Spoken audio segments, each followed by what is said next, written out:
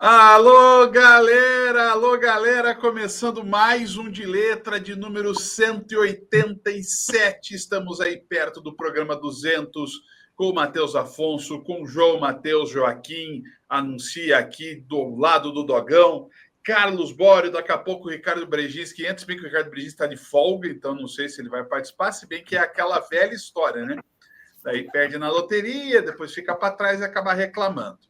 Mas, senhores, cara, eu não sei por onde a gente vai começar esse programa, porque nós fizemos um programa que o título dele na capa, né, do YouTube era 100%. E de lá para cá a gente conseguiu dar aquela secada bonita, porque daquele momento até agora, né, foram 5 jogos, porque a gente começou aquele programa com os 3 jogos da primeira rodada e mais a vitória do Atlético sobre o Criciúma. Então eram 4 vitórias. E aí por diante, né, a gente teve 5 jogos e apenas uma vitória, a do Coritiba. O Operário perdeu 2, o Coritiba empatou 1, o Atlético perdeu 1. E vamos lá, começando.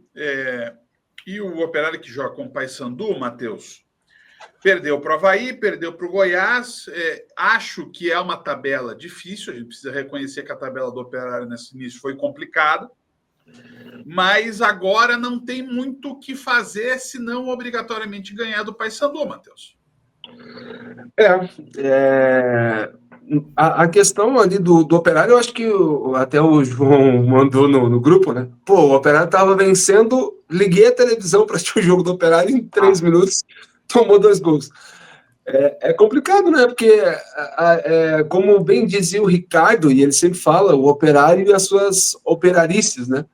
Que estava com o jogo na mão, claro. O Goiás ali fazendo uma certa pressão, estava tudo encaminhado para dar certo, e aí em 3 minutos apenas toma 2 gols, e agora vai jogar contra o Paysandu. Se não falha a minha memória, o Paysandu perdeu todas, né? Perdeu as 3. O Paysandu é lanterna do campeonato. Vice-lanterna. Vice-lanterna.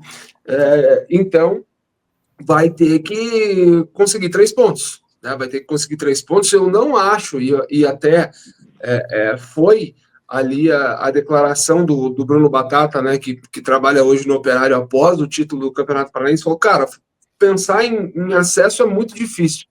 O Operário tem uma das menores folhas da Série B. Né? E aí, quando ele me diz isso, já na final do Paranaense, eu falei, pô, o Operário vai para fazer uma campanha digna. Né? E aí, isso inclui você vencer um jogo, empatar outro, perder 2, ganhar 2. Então, eu acho que vai para o meio da tabela. Né? Então, eu confesso que eu nunca pensei assim que o Operário iria conseguir fazer uma grande campanha para subir. E eu acho que vai ser isso aí mesmo. É o que meu coração fala, assim, relacionado ao Operário. Vai ganhar 2, vai perder uma, vai perder um jogo fácil em casa, que é o que tem feito nos últimos anos, né? Ano passado fez um primeiro turno gigantesco e aí chegou no segundo turno, acabou não conseguindo ali concentrar vitórias para subir. E eu acho que esse ano vai ser a mesma coisa. Ricardo, o Operário vai para a 4ª rodada. E assim, é aquela velha história, né? A gente acho que vai discutir os 2 lados dessa balança. Do lado do Operário, o esquema, o sistema de jogo, a capacidade de organização do time, ela é mais decisiva às vezes do que um jogador ou outro. A gente vai falar o contrário, isso em relação ao Atlético e ao Coritiba, especialmente ao Atlético, Ricardo. O Operário é o conjunto porque é um time muito limitado. A gente viu isso contra o Goiás, por exemplo, que o Elias não jogou, e a falta que fez numa questão individual. Mas o Operário criou várias oportunidades naquele jogo. Contra o Avaí já teve muito mais dificuldade, porque o Avaí tem um elenco melhor. Então, assim, foi o que o Matheus falou. O Operário é um time muito... Se não for brigar para subir, para ficar no meio da tabela, tem que ser um time meio regular, mas sendo irregular. De ganhar 2 jogos, aí perde 2, depois consegue mais um resultado do outro. E até aqui está dentro do previsto, exceto, ao meu ver, a derrota para o Goiás, porque estava ganhando até o final do jogo. Talvez se tivesse o Elias na meta, tivesse vencido o jogo, estaria com 6 pontos em 9 disputados, estaria dentro do padrão. Perder para o Avaí, eu acho que faz parte da conta. Agora, esse jogo contra o Paysandu, o Operário não pode nem pensar em não pontuar, independentemente de brigar pelo acesso ou não. O Paysandu está na zona de rebaixamento. Se você perde esse confronto em casa, você já vai ter a mesma pontuação dos times que estão na ZR. E aí você já começa... é quarta rodada, mas você já começa a se preocupar. Porque 3 derrotas seguidas logo no começo do campeonato já te coloca num outro nível. Então o Operário precisa voltar a jogar da mesma forma que jogou o mata-mata do Paranaense e jogou contra o Criciúma. Porque contra o Criciúma não se intimidou e mesmo perdendo por 1-0 fora de casa, foi buscar o resultado. Escapou no final de tomar um empate, foi muito mérito do Operário justamente por essa questão coletiva. É um time que trabalha, que puxa contra-ataque, que explora os erros do adversário. Aí, claro, as tomadas de decisões individuais prejudicaram o time em alguns momentos. Mas o coletivo, a forma de você anular o adversário, que é o principal. E o Paysandu é um time que a gente está vendo que vai brigar para não cair. Mesmo chegando na final do Campeonato Estadual, na final da Copa Verde, é porque os campeonatos que ele está disputando também tem um nível técnico muito baixo. Mas o Paysandu, você não pode nem pensar em não ganhar jogando em casa. Mesmo que tivesse vencido o Goiás, empatado com o Avaí, por exemplo, é jogo para ganhar. O Operário precisa recuperar essa confiança para não jogar fora o trabalho que foi feito no estadual e já pensando que daqui 2 semanas tem Copa do Brasil contra o Vasco e o Operário precisa chegar embalado. Porque a gente falou aqui que o Operário tem condições de passar, mas se chega aí com 3, 4 jogos sem ganhar, o motivacional é outro. E aí você já acaba desperdiçando uma chance até de fazer dinheiro na Copa do Brasil. E aí eu aproveito então, João, para você esse lado que o Ricardo acabou de citar. Operário e Vasco, Maringá e Atlético Mineiro, João. Operário e Vasco, Maringá e Atlético Mineiro? Copa do Brasil. Copa do Brasil.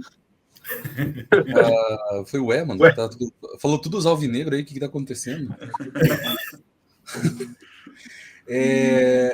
Cara, na Copa do Brasil, eu acredito que o trabalho foi feito já por esses times, né? Pelo Maringá e pelo Operário. Chegar na terceira fase é um privilégio, dá um ganho ali na folha salarial. E, é claro, passar é um ganho a mais. Mas eu acho que já ganharam ali aquilo que dava já para dar um respiro, para dar um gás. Se perder agora, tudo bem. Perderam para times de Série A, perderam para times que vão brigar mais à frente por título, até porque agora já chega no ponto de ser o azarão, né? E daí as apostas voltam-se mais para os times da Série A e fica mais fácil, digamos assim, de você aceitar uma derrota. Bório, assim, é engraçado, mas eu acho que o Maringá vai dar trabalho para o Atlético Mineiro, porque o Cuca teve dificuldade para encaixar o jogo dele contra o Maringá na final do ano passado. E o Operário, aí é o que o Ricardo falou, né? Vai, desde que embale para chegar, porque, assim, dá para pensar em eliminar o Vasco, sim. Eu não acho loucura, não. Isso que eu ia comentar. O Operário tem a missão mais fácil, né? Mais fácil do que o Maringá. Mas, cara, é aquela coisa. O Operário depende do desenvolver, como é que vai desenrolar essa sequência aí da Série B, né? Tem que ganhar. Eu acho que nem empatar com o Paysandu é um bom negócio em casa. Tem que ganhar do Paysandu, fazer os 3 pontos, retomar aquela moral de que, tipo, opa, foi só um tropeço contra o Goiás, contra o Avaí, vão para cima e vai para cima do Vasco, cara. O Vasco a gente tá vendo aí, ó. Tá indo a trancos e barrancos aí na Série A, na Copa Sul-Americana. E o Maringá é bem complicado, né? Com o elenco que tem o Atlético Mineiro, é até estranho a gente ver o Atlético Mineiro penando aí na Série A com o elenco que tem, né? Pois é. O Cuca não tá conseguindo fazer o time se acertar, né? Dentro de campo. Você acha que... É impressionante, que pode acontecer? É recheado de estrela, pô, o Atlético Mineiro. Me parece muito o cenário de 2023. Maringá ganha no Willie Davids do Atlético Mineiro, só que daí em Belo Horizonte não vai ter força para segurar e acaba sendo eliminado. Não vai tomar 8-2 como foi para o Flamengo naquele Maracanã, porque o time do Flamengo também era um negócio mesmo aos trancos e barrancos com técnicos, acho que era o Sampaoli no jogo de volta. Aí 8-2 até é demais. Mas vai que o Maringá faz um 2-0 de novo no Willie Davids. Tá, é difícil segurar, é difícil, mas já é um avanço. Então eu acredito que pode acontecer muito isso, ganhar em casa e ser eliminado na volta. E o Operário, né? Eu peguei o começo do Matheus falando ali. Vai que chega com 4 derrotas nas costas. O Vasco é favorito, 3-0 pro Operário do Germano Filho. O Operário e as suas operarices. Que um pouquinho antes de você entrar, eu tinha dito, olha, eu vou usar a frase do Ricardo. O Bório, começando já com você, já entrando em Atlético e Brusque também, mas, ao mesmo tempo, nesse Atlético que não consegue evoluir taticamente, né? E isso não é de hoje, né? Já vem desde que começou o Campeonato Paranaense. Exatamente. E acho que é a última chance do Barbieri, né? Se não conseguir vencer o Brusque, adeus, né? Porque a pressão em cima dele tá gigante, né? Até mesmo. Eu acho que se perde para o CRB domingo, já era. Também, né? Pois, imagine. E o CRB tá invicto, né? 100%. Não, o CRB é líder. Eu acho mais fácil ele perder para o CRB no domingo do que para o Brusque. Até por ter mais chance do jogo sem Joinville, né? Então Foi confirmado no Scarpelli, né? Mas eles estão tentando mudar ainda. O que eu acho um tiro no pé do Brusque. Mas não sei se o Brusque também quer alguma outra coisa, né? Porque assim, o jogo calhou de ser no feriado. Convenhamos que você sair de Curitiba para ir para Joinville e ver um jogo de futebol num feriado às 4 horas da tarde não é um programa de todo ruim e não é, assim, do jeito que está o ingresso do Atlético, eu não me surpreenderia se você computar combustível e ingresso em Joinville, sair elas por elas. Pedágio. Mas o pedágio para Santa Catarina não é pedágio caro. É barato, é R$4 para ir e Então, 4 para assim, voltar. Mas que Mas tu paga o quê? 12, né? Na verdade, Oi? né? Você pagaria 12, você que vai para Camboriú. Para Camboriú são 3 pedágios, mas para Joinville São 3, né? Para Joinville acho que é um só, 2. 2, eu acho. Então, assim, mas que saia duzentão, gasolina e ingresso. Pô, é um passeio no feriado. Então, estica mais um pouquinho, vai pra praia, camarãozinho, cervejinha. Não, daí é Florianópolis. Aí já é melhor o jogo sem Florianópolis, que você já tá na praia. Sai do estádio, só atravessa a ponte lá, sai do continente pra ilha, daí come o camarão. Mas, gente, o que acontece com o Atlético, hein? O Matheus, o Barbieri, ele tá se enganando, ele acha que tá enganando todo mundo, porque ele não dá para falar de ajuste tático, de acerto tático, que é isso justamente que não tem. Como eu falei em relação ao Operário para o Ricardo, enquanto o Operário depende muito do sistema, depende muito do esquema de jogo, da estrutura de jogo, o Atlético só depende dos seus jogadores. Se o Atlético se usa... E quarta-feira, terça... Foi terça o jogo, né? Terça-feira. O Zapelli não jogou bem, o Kardec não jogou bem, o Luiz Fernando não jogou bem, e o time perdeu o jogo. Acabou o time. E mais uma vez, né, as críticas todas, tanto da torcida quanto da imprensa, é que o time não conseguindo jogar, ele não tira o réu do time, né? Ele tem a sina meio, às vezes, Fernando Diniz, né? Que tá vendo tudo dar errado, tá olhando ali diante dos olhos dele tudo acontecendo de uma maneira trágica e ele não consegue mudar as coisas. Então, é verdade que o Zapelli acabou sentindo o joelho, né? Aí ele vem com o João Cruz, que entrou e não fez uma boa partida. Eu gosto muito de João Cruz, mas a última partida dele, talvez também por não jogar há muito tempo, não conseguiu corresponder. O Kardec não conseguiu pegar na bola, o Luiz Fernando não conseguiu resolver. E aí esse é um problema. E quando você não tem o individual para resolver para você e você precisa da qualidade do time todo, o Atlético se mostra muito fraco, assim, num nível bizonho, né?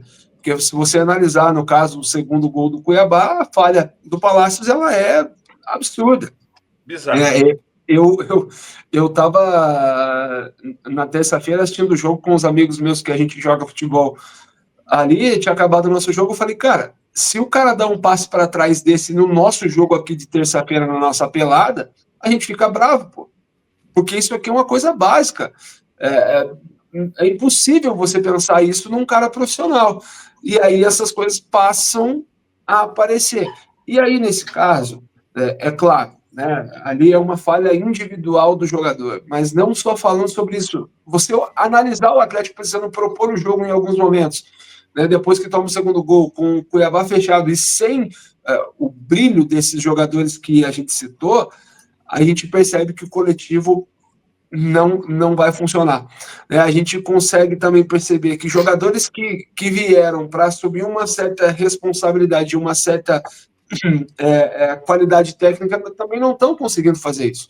Que é o próprio Juliano, que é o caso do Patrick, que daí, assim, confiar no Patrick para ter uma qualidade técnica eu já acho loucura, porque ele não joga bola já tem 4 anos. Então, você trazer esse cara pensando nisso, para mim, você já não acompanhou a carreira dele nos últimos anos. Mas, enfim, o Juliano até fez uma série bem interessante ano passado no Santos. Quando esteve disponível, ele decidia jogos no Atlético, ainda não conseguiu fazer isso. E aí você precisa ir para João Cruz, você precisa trazer até o próprio Patrick para isso, e aí as coisas não funcionam.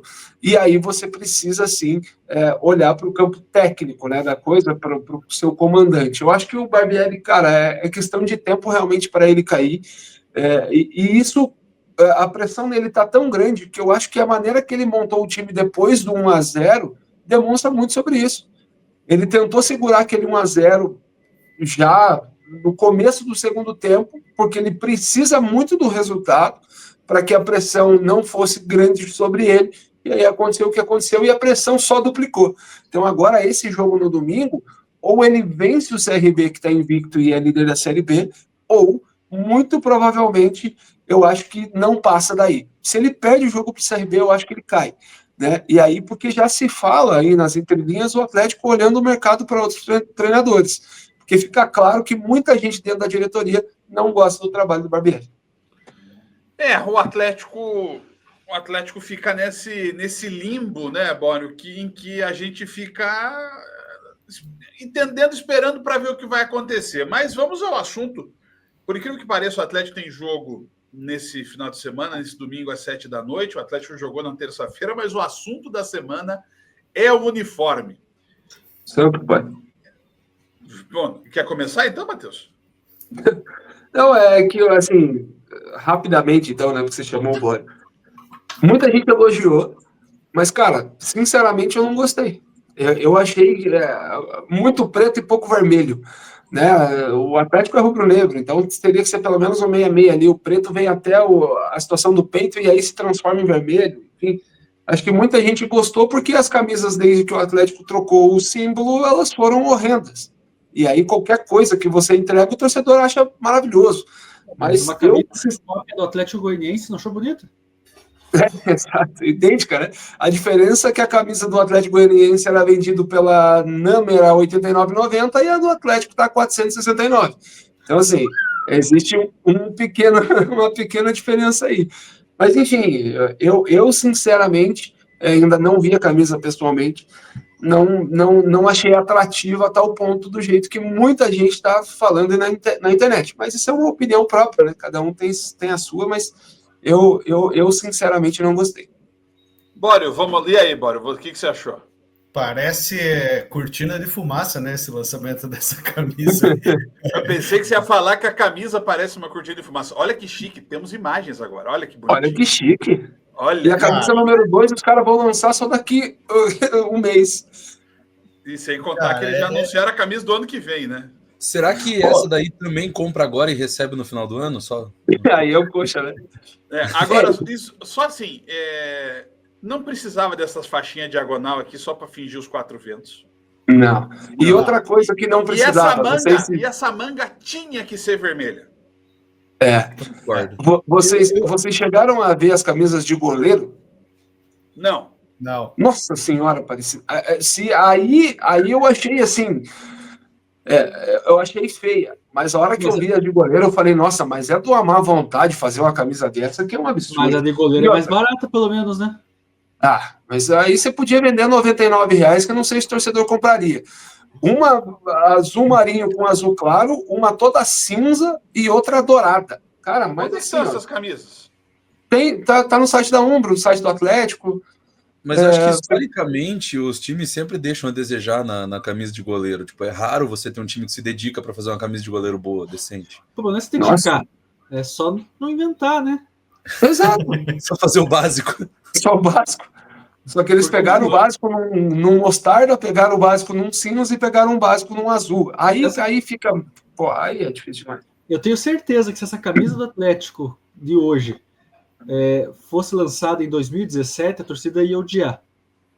Ah, com certeza. Sim, Mas com toda certeza. como o Matheus reforçou, vinha vindo uns modelos tão aleatórios que, como é uma novidade mesmo de 2019 para cá, que abriu mão dos 4 ventos lá e fez uma mudança radical, ela acabou ficando bonita. Então, assim, depende muito do ponto de vista, né? Se a gente olha o futebol da Champions League e compara com o Brasileirão, pô, o Brasileirão é uma porcaria. Vai acompanhar o Campeonato Boliviano, o Campeonato Paraguaio, pô, o Brasileirão é o melhor futebol do mundo. Mas, assim, eles também... A inspiração foi a camisa do Corinthians, né? Acho que ficou claro. A do Atlético Goianiense é mais antiga, é idêntica. Aquela não, é idêntica. Mas aí tá, parecido com o do São Paulo, era idêntica. Ela não muda nada. Mas aí que eu digo, eu acho que a inspiração foi a camisa do Corinthians. E a camisa do Corinthians, o degradê é mais para baixo, né? Que era eu achei que seria. Aquele degradê do Corinthians. Porque também, da mesma forma que você falou que faltou vermelho, naquela camisa do Corinthians faltava branco. Era muito escuro, porque daí o cara como os jogadores hoje usam a camisa para fora do calção, parecia que a camisa e o calção era uma coisa só. É o que vai acontecer quando o Atlético jogar de calção preto aí com essa camisa. Vai parecer só uma faixinha vermelha. O João, nosso designer de moda, e aí? Não, eu complementando o que o Matheus tinha começado a falar ali sobre o Corinthians, eu acho que realmente a inspiração foi a do Corinthians. Aí eles subiram um pouco mais esse degradê, justamente para não ficar igual a do Corinthians, né? Tipo, chegando ali no meio da barriga. E acertaram o Atlético Goianiense. Mas, de fato, eu acho que fica interessante a combinação da camisa com o calção preto, porque dá uma continuidade ali, né? Então, eu acho que no conjunto fica bom. Concordo que a manga deveria de ser totalmente vermelha, ou essa barra, né, com o degradê ser menor.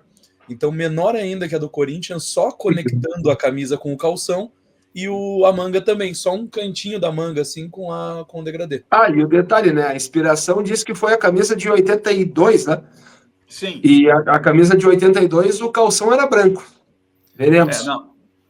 Não, e tem uma outra coisa, eu acho que... Imagina, eu fico pensando, a camisa de manga comprida.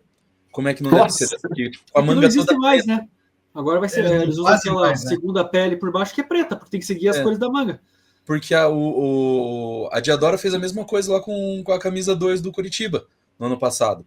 Era uma camisa que, se fizesse a manga com as listras, ou a manga toda branca, enfim, ficaria melhor. Mas não, era uma manga verde que não encaixava, não combinava com a camisa. Parecia, tipo, tirar a manga de uma e colocar na outra. E já que o João fez o giro, fez o gancho, né? Fez a virada. Tudo pensado. O Matheus, o Coritiba, ele não consegue, ele tem dificuldade para superar defesas bem organizadas. E até de forma rara no futebol, o Mozart admitiu que fez bobagem no empate com o Novo Horizontino. O Mozart, na verdade, ele é sempre muito sincero nas coletivas dele, né? Eu acho que ele nunca foi um problema para ele admitir quando as coisas não acontecem. Ele sempre vem a público e, assim, isso é uma virtude, mas chega num momento que também você precisa não só assumir, mas apresentar mudanças, né? Mas ele fala que o time não jogou, fala que o time teve muita dificuldade e que o problema foi, nisso tudo, você empatar com o Novo Horizontino é um problema gigantesco? Olha, sinceramente, eu acho que até não, porque o Novo Horizontino não vai brigar lá em cima. Mas você empatar com o Novo Horizontino em casa, tendo 2 jogadores a mais, aí é um problema. Aí passa a ser realmente um problema, porque é um jogo contra um time que vai brigar para subir, e você, com 2 jogadores a mais, você precisa vencer. Daí, detalhe que o primeiro jogador expulso ainda foi no primeiro tempo.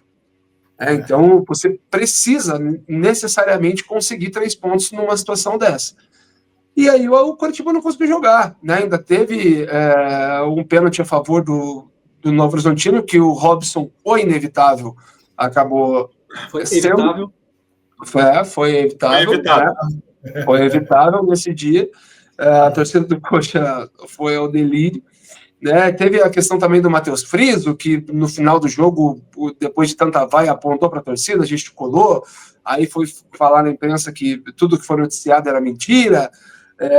Mas enfim, o Coritiba deveria ter vencido o jogo, né? Eu acho que o Coxa conseguiu se complicar num cenário onde era mais fácil vencer o Novo Horizontino. E a questão principal é qual é a equipe que vai vir no Couto Pereira, né, e que vai se abrir para jogar, que vai vir de peito aberto para enfrentar o Coritiba, que vai dar espaço para o Coxa jogar, eventualmente num contra-ataque, dar velocidade para o Coritiba. Olha, eu sinceramente não vejo. Assim, o Avaí vai vir aqui, vai colocar o Coritiba para trás, vai ter posse de bola e vai fazer com que o Coritiba jogue atrás da linha? Não acredito. O Atlético no clássico contra o Couto Pereira vai colocar o Coxa na roda e vai fazer o Coxa correr atrás do jogo? Não vai jogar atrás da linha também. Então, assim, o Coritiba precisa encontrar maneiras para furar esse tipo de bloqueio, porque principalmente jogando no Couto Pereira, ele vai encontrar isso quase toda rodada. E se você não conseguir encontrar espaço e não conseguir encontrar maneiras de furar esse tipo de defesa, vai ficar muito difícil você subir para a Série A do Campeonato Brasileiro do ano que vem. Eu acho ainda, Boro, eu mantenho a minha posição de que os dois são candidataços, né? Para mim, o Atlético continua sendo favorito, o Coritiba é muito candidato, só que o Coritiba enfrentou um muito candidato junto, né?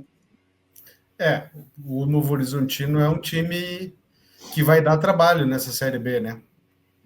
E assim, eu só fico imaginando que o Mozart reconheceu o erro. Ele não treinou essa situação com 2 centroavantes para saber se funcionava ou não funcionava? Eu acho que o problema não foi nem o treinar 2 centroavantes, porque ele já tinha falado... Ele já joga assim, né? O De La Torre e o Coutinho lá no Paranaense. Ainda tá. O problema acho que não foi nem esse. Foi que ele não treina quando o time... colocar o time adversário com 10 em campo. Aí foi o grande problema.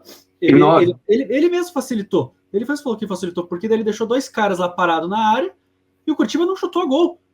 Então, eu não vejo nem tanto problema. Empatou com o Novo Horizontino. Eu acho que o problema foi da forma como foi o empate. Porque o time não pressionou. Era só bola alçada, e toca para cá e toca para lá. O Novo Horizontino, com 1 a menos, ficou tranquilo em campo. Bem isso, né? É bem isso mesmo. O Coritiba, né? O Coritiba, num dado momento, o que acontece? O Coritiba, ele tinha um centroavante que a bola não chegava. Aí, a partir dos 10 do segundo tempo, ficou com 2 centroavantes que a bola não chegava. E acho que, para mim, estrategicamente, Ricardo, mais ainda erro é a forma como ele escolheu e ajustando o time. Quando ele tira o volante, o Machado, ele tem o Depena para colocar. Né? Sim. Ele tem, sabe, ele tem outras opções, mas ele coloca... Ele tinha o Vini Paulista, né? Aí o que faz? Se tira o primeiro volante, o Coritiba não tinha quem começasse a jogada. Então vai o Josué lá para trás para começar a jogada. Aí ele decide pôr o Depena no lugar do Bruno Melo. Então o Depena vai ser um falso lateral esquerdo. Cara, então os 2 caras que sabiam pensar nesse time do Coritiba, já que o Roninha também tinha saído, para a entrada desse Wallison, que ele deve treinar, que é uma loucura, né? Porque ele entra em todos os jogos. Os 2 caras estavam muito longe. Os 2 que chutam e criam, os 2 que criam e que chutam estavam na defesa. Ele deixou um buraco no time, mas assim, é uma circunstância do jogo, ele tentou, enfim, a minha preocupação nem é essa. O que liga o alerta no Coritiba é que o cenário do jogo contra o Novo Horizontino foi idêntico ao do Vila Nova. E se o Vila Nova não tivesse o pênalti no final, eram 2 0-0 em casa nesse começo da Série B. E convenhamos que dos próximos 17 adversários que o Coritiba vai ter jogando em casa, pelo menos 15, talvez ali o Atlético e mais um outro time ali, não vão jogar na retranca. Mas Sim. Ele vai ter outros 15 cenários iguais. E ele já mostrou contra o Novo Horizontino e o Vila Nova, independente do Novo Horizontino brigar pelo acesso ou não, veio com a mesma postura do Vila Nova, que para mim não briga para subir. E provavelmente CRB, Botafogo de Ribeirão Preto, Amazonas, Paysandu, enfim, quem quer que seja, vai vir no mesmo roteiro. Jogar fechadinho para tentar segurar um empate no Couto Pereira. E 2 times já mostraram que não é tão difícil assim conseguir isso. Então a preocupação é essa, o Coritiba tem que mudar a postura jogando no Couto Pereira, porque não foi nem aquele jogo assim, ataque contra a defesa. O Coritiba deu 25 chutes a gol, finalizou 70% de posse de bola no campo ofensivo e a bola não quis entrar. Não foi nem isso, o Coritiba não teve nem a competência de pressionar o adversário. Então, acho que é aí que liga mais o alerta. Porque nos 2 primeiros jogos, beleza, 25 mil pessoas, a torcida está apoiando, 3, 4 jogos seguidos sem conseguir jogar bem em casa, esse público já vai cair para 15, 12 mil e pressão de novo. Então, o Curitiba, mais do que ligar o alerta pelos erros que o Mozart teve contra o Novo Horizontino, tem que repensar a forma de jogar em casa. A vitória contra a Chapecoense salvou um pouco isso, porque 7 pontos em 9 disputados tá ótimo. Tá muito bom, tá muito Só bom. que precisa melhorar o desempenho em casa para não ter que buscar fora os resultados. E eu não consigo ver o Curitiba mudando a água para o vinho que foram nos últimos anos e de repente virar o melhor visitante da competição. Não, e sejamos sinceros, né? O Curitiba com 7, o Atlético com 6, não tá longe, né, João? Tá dentro do projeto, né? Tá, pro começo do campeonato tá tranquilo. Eu acho, até o Mozart ressalta isso na coletiva, falando, não perdemos ainda. E perfeito, né? Ainda não perdeu, tá tudo certo, tá tudo tranquilo. O problema é empatar em casa. Tipo, empatar fora de casa, a torcida vai aceitar, ela vai falar, não, beleza, jogou fora de casa, foi visitar os caras, a gente já não ganha fora de casa, não joga bem fora de casa, tem um bom tempo, mas em casa tem que fazer valer o fator casa, tem que ir para cima, tem que pressionar o adversário, tem que garantir esse setor defensivo. Mas ali não, era bem isso que você falava. O Zeca, eu ia comentar e faço uma ressalva, eu acho que ele joga muito bem na lateral esquerda, o problema dele é jogar na lateral direita. Ele não rende, ele não sabe jogar. Ele fica parado, ele não sobe, ele espera muita bola no pé, ele espera a decisão dos outros caras, e aí depois ainda briga com o Juan Assis uma hora do jogo ali que o Juan Assis não passou, né? Sendo que era para ele passar nas costas e ser a opção para cruzar. Enfim, então eu acho que o Zeca ele deve ser mantido na lateral esquerda e achar uma outra solução ali para lateral direito. Mas aí tem o João Almeida, né? Eu acho que é isso que pensa o pessoal do Curitiba. O João joga mais que o Alex Silva, né? Se você para pensar. Nesse sentido, sim. Vamos em frente? Vamos colocar nosso próximo passo?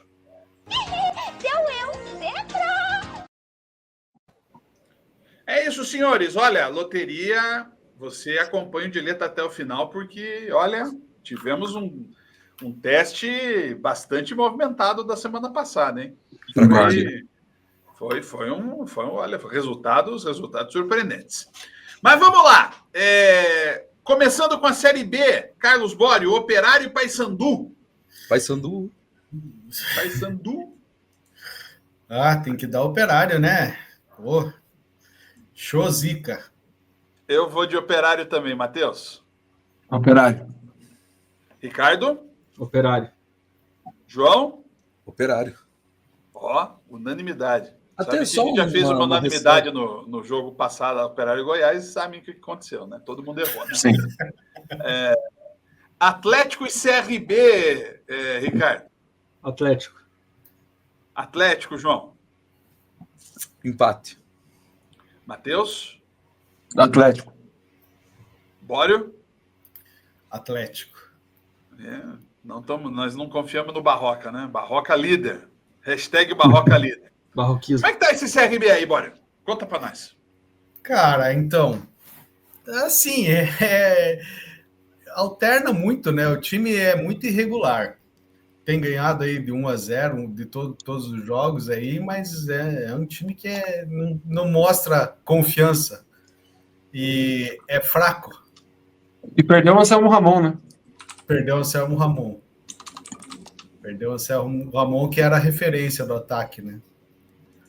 Vovô fazedor de gol. Vovô foi pro Goiás mesmo? Foi. Jogou ontem, né? Jogou ontem. Quem não apostou ainda, gente, no jogo do Atlético, ou todo mundo foi? Todo mundo foi, né? Sim, que você não apostou.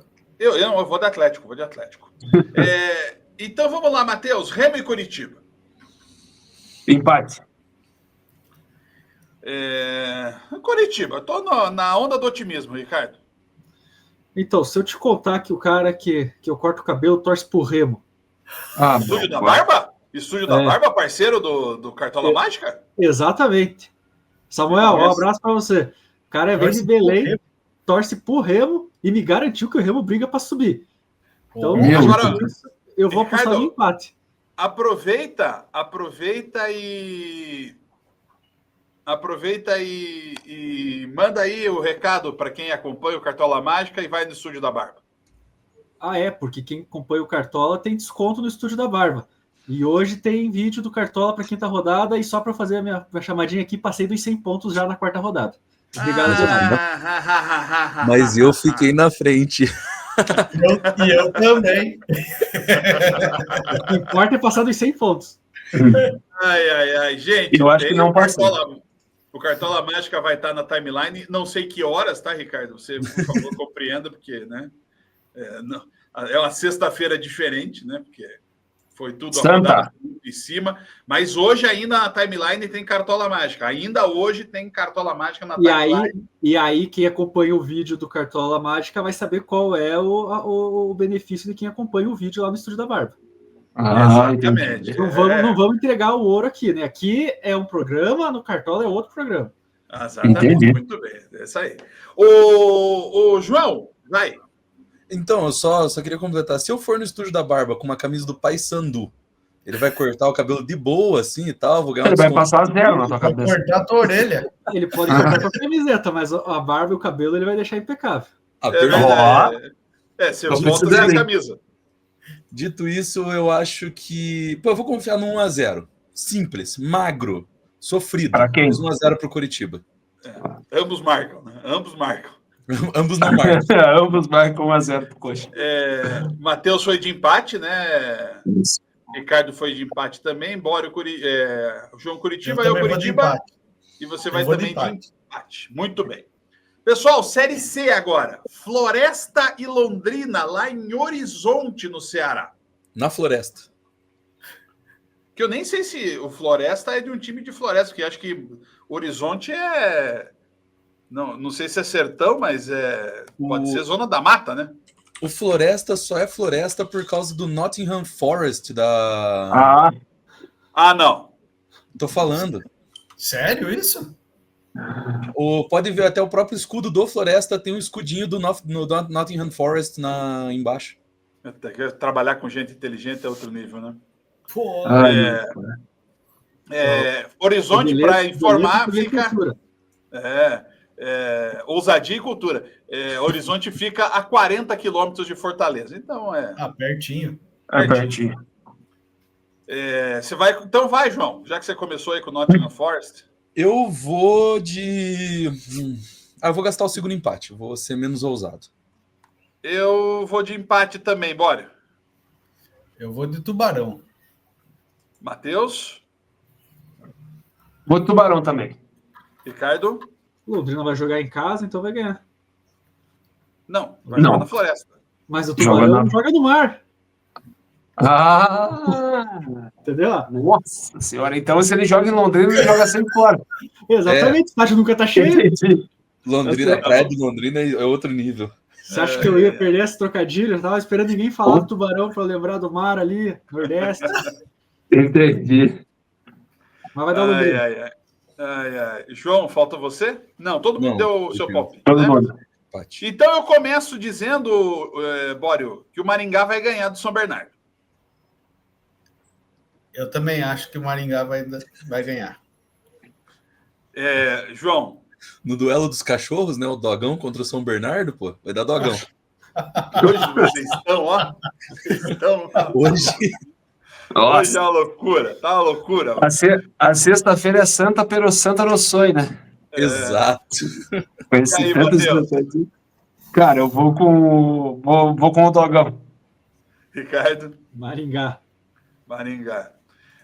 Alguma piada sobre Uberlândia e Cascavel, Ricardo? Estamos só no palpite. Não, só no palpite agora. Não, o Cascavel vai de Uber até lá, então, né? Ai! Já alocaram. Podia ter atrasado a canoa havaiana. Imagens do Bora na canoa. Eu vou de empate do Cascavel. Eu vou de Cascavel, Bório. Também vou de Cascavel. Matheus. Cascavel. João. Sigo Cascavel. Vamos lá. São Luís de Juí e Azures. Vai lá, Bório, começa. Eu vou de empate. Eu vou de empate também, João Matheus. Esse jogo é em Azures ou em São Luís? Não, em Juí. Em Juí? O mandante é sempre na frente. E o São Luís é bom, cara. Eu acho que vai dar um É, jogão. Vai ser. Não, bom pro nível que tá, né? Vamos com calma, né? Mas eu acho que vai. Eu vou confiar no Azures, pô. O Azures joga bem. Azures. Ricardo? Eu tô curioso em saber como é que o João conhece que o Floresta é uma inspiração no Nottingham Forest, que o São Luís está com o time bom. Eu tô pensando qual noticiário que o João acompanha. Ele Eu anda acho vendo. importante isso, O que porque ele anda vendo, né? sempre é importante a gente ter essas informações. Mas o cara se pergunta assim, Do futebol gaúcho, tudo que eu sei é devido ao Dudu. O Dudu Eu vou dizer para você, Ricardo, que lá na Rede Massa deve ter pouco trabalho. não, eu fico pensando, né? Aí faz aquele. Vamos fazer lá aquele. Quem é melhor lá frente a frente? Flamengo e São Luís. Todo mundo conhece São o Flamengo. Luís. O João vai falar: não, o São Luís tem aqui, o cara joga no esquema assim, assim, assado. É o diferencial. Luís, Dito cara. isso, Azures, porque já que o João que conhece o São Luís disse que o Azures vai ganhar, quem sou eu para discordar, né? Vai lá então, João, para você. Não, tem eu, tenho que votar, eu tenho que votar. Então vota, Matheus. É São Luís. Olha aí, ó. Mas já Depois que dessa informação, Vocês têm que ver a cara do zagueiro aqui, Bruno Jesus, cara. Olha aí, ó. O João, então vai. Desfila o conhecimento aí. Cianorte e Operário de Campo Grande. Cianorte e Operário de Campo Grande. O Cianorte ganhou do Operário daqui, do nosso Operário, só para ter uma ideia de nome, assim, se ele vai pesar. Não lembro do Paranaense. Não Só pra ganhou. sentir o karma, Não né? ganhou. Sentir o Não. karma, Pô, se né? ele não ganhou, ele vai entrar com mais raiva e vai. Pô, ainda mais que o Operário de Campo Grande também é alvinegro. Eu acho que ele vai entrar com mais raiva ainda e vai ganhar do Operário do Campo Grande. Então, Cianorte, Bório. Cianorte. Cianorte também, Matheus. Cianorte. Ainda é treinado pelo alemão ou não? Não. Não, né? Não. Acho que ele virou auxiliar, né? O alemão virou com um jogo só. Tá Quem é o certo. técnico do Cianorte hoje? Fugiu agora. Não lembro também. Pedro Caixinha. É o Renato Peixe. É o Pedro Caixinha. Otário. Eu voto em Cianorte. Ixi. Renato Peixe. Eles estavam no comercial de Ribeirão Preto. Todo mundo vai de Cianorte, então, né? Vamos lá, então, para esses jogos que não interessam tanto. Ricardo, Vasco e Flamengo. Esse já fica mais difícil pro João dar palpite. Esse eu tenho menos conhecimento. Meu ponto forte é série D e C. Entendi. Eu vou de Flamengo. Flamengo, João. Cara, eu acredito muito no Verrete. Eu acho que vai dar Vasco. Tá vendo como ele não Essa Em Vasco. Eu acho que em Vasco o Flamengo Que vai... traíra, Ricardo. é São Januário? Não, é Maracanã esse jogo, né? Maracanã. Pô, mas os caras têm a oportunidade de mandar em São Januário. Não foi Não, liberado. o Zep não deixou. Não deixou por questão de segurança. Segurando. Futebol raiz morreu. Não morreu. Terça-feira tem mais. Vai dar Vasco. Confia no Verrete. Matheus. Eu também confio no Verrete e com isso 4-1 Flamengo. No passado foi 6-1 com o gol do Verrete pro Vasco. É o que eu tô dizendo. Bora. Flamengo, né, cara? Puta, não tem. A tristeza na voz da pessoa é A um negócio. tristeza, porra, bicho. É foda. Irei ganhar sozinho. Só não escalo todo o time do Vasco no Cartola, porque daí é muita loucura. Tô torcendo por você. Tô torcendo por você, João. Quero que você Não, mas ganhe o Coutinho voltou aí. O Coutinho voltou. Querendo voltou demais. Coutinho voltou e o Pedro Raul fez 2. Aí, ó. O Grêmio Internacional, bora. Inter. Inter, Matheus. Empate. Vai ser o Mano mesmo ou tá ainda? Não acertou ainda. Não, o Mano virou. Tá na. Não, Dorival no Corinthians, né? O Mano no Grêmio, tá sério. Ricardo. Vai dar Inter. João? Mas não tem a história do Paulo Turra também no Grêmio, não? Nem um papo. Que era um papo Turra e Felipão, né? O velho esquema, né? Ah, é verdade, tem isso. Eu acho que vai dar Inter, né, meu? Vai voltar a invencibilidade. Mas é um poeta. Matheus, São Paulo e Santos. São Paulo e Santos. Sem Neymar vai dar São Paulo. Que também não tem o Lucas e também não tem o Oscar. E nem o Caleri. E nem o cara. Nossa senhora, que jogo. E nem técnico. Dito isso, empate, Ricardo. Esse jogo aí, olha, o que menos vai dar é empate. Agora quem vai ganhar, eu não sei. Eu vou apostar no São Paulo. João. Cara, dá para apostar num 0-0, jogo ruim, e é isso mesmo, e acabou meus empates. É isso aí, acabou teu empate. Aposta 1-0 para alguém e ambas marcam. Eu também vou apostar no empate. Eu, João e o Bório acabamos com os nossos empates. Bório, aproveita aí então, Fortaleza e Palmeiras. Palmeiras. Rapaz. Palmeiras. Fortaleza tá uma draga, meu Deus do céu. Mas o Palmeiras teve uma vitória forte, hein, contra o Inter, hein, Ricardo? Eu vou de Palmeiras, porque o Fortaleza tá numa... o Fortaleza ganhou um jogo das últimas 11 que disputou. Nossa. Tá, então eu vou com vocês, então. Eu vou de Fortaleza também, João Matheus. Oi? Oi? Eu vou de Palmeiras, claro. Cara, eu vou acompanhar então nessa. Nessa eu vou de Palmeiras. Matheus? Empate, o meu terceiro. Vamos lá. Olha, só o Ricardo não usou os empates hoje, hein? Que momento, hein? Vamos lá. O especialista, João Matheus, Grande Prêmio da Arábia Saudita. Eu acertei o último, hein? Se eu não me engano, eu acertei. GP da Não, Arábia acho que não. Ficou entre eu e o Christian, eu acho. Alguém A gente acertou botou nas McLaren. Alguém acertou Piastri, eu não lembro quem, eu sei que alguém acertou. E eu sei que não fui eu, porque eu não. Eu ia falar o Piastri. Então foi eu. Eu esqueci o nome do Piastri. E eu falei, caraca, eu não lembro quem que é o outro piloto da McLaren. Eu postei no Hamilton para dar uma diferenciada. Eu ia acertar. Eu tenho certeza que fui eu. Ó, na Arábia Saudita, como a pista é diferente das outras ali, né? No Arabão. Mas por quê? Qual que é a diferença? De terra? Tem obstáculo? A granulometria do asfalto, ela tem uma densidade um pouquinho diferenciada. A areia ali da Arábia Saudita é um pouquinho diferente. Lá dá para soltar banana, tipo Mario Kart? Isso, é maravilhoso. Eu acho que traria mais entretenimento para a Fórmula 1. Eu tenho ideias boas. Os caras andando a 350 por hora. Daí o problema casco de tartaruga, né? Mas ela é uma pista que tem um pouquinho mais de retas. Eu acho que eu vou apostar na Ferrari. Eu vou de Leclerc. Muito bem, apostou no Leclerc. Bório? Eu vou apostar nas atualizações da Red Bull Verstappen. Eu vou de Norris, Ricardo. Então, se o João não inventou tudo isso aí, é um conhecimento brilhante de Fórmula 1. Se ele inventou, enganou direitinho. Mas eu não vou. Se ele inventou, é outro conhecimento brilhante. Pois é, né? A espessura da areia, do cimento, da areia. Pô, para! Acabou de inventar isso, cara. Aqui, ó, no canto da tela, tá vendo aqui, ó, o gerador de Lero Lero ativado? Você vai com o quê, Ricardo? Piastri. Mateus? Cara, quem sobrou agora? Não, tem Hamilton, tem outros 16 pilotos aí. Tem Russell, tem Hamilton e Russell de saída. Calma. Se quiser, não é o proibido.